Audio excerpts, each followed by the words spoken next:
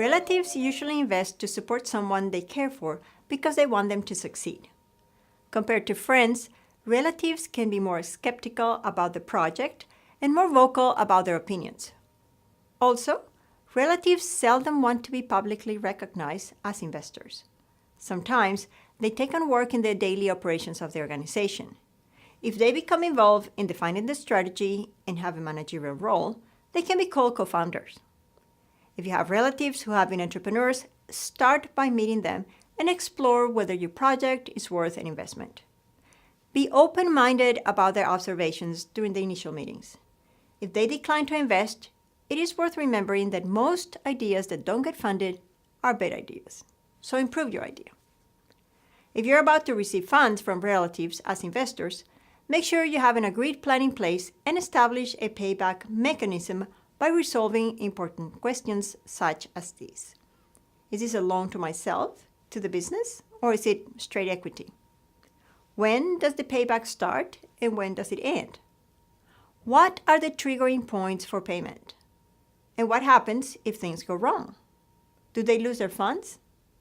Also think if this is part of an inheritance. A special consideration in family investments relate to inheritance issues.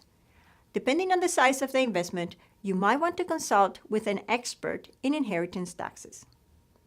Family investments face two main challenges: well-intended but ill-prepared advice and family politics. If the investor has no experience in the industry or in entrepreneurial activities, you must carefully evaluate his or her advice.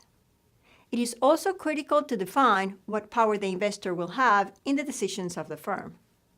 Concerning family politics, there is no clear advice on how to manage it. I have found, however, that it is best to keep the details of the investment private between the parties involved.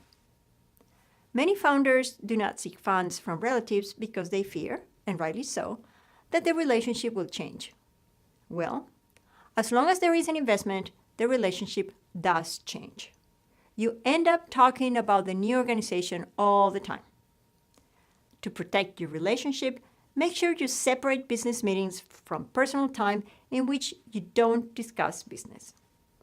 I once invested in my daughter's firm, and we struggled to find time to talk about non-business related items.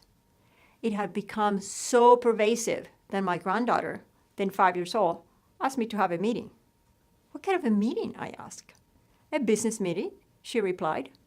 We had become so used to discussing business issues that it had impacted everyone.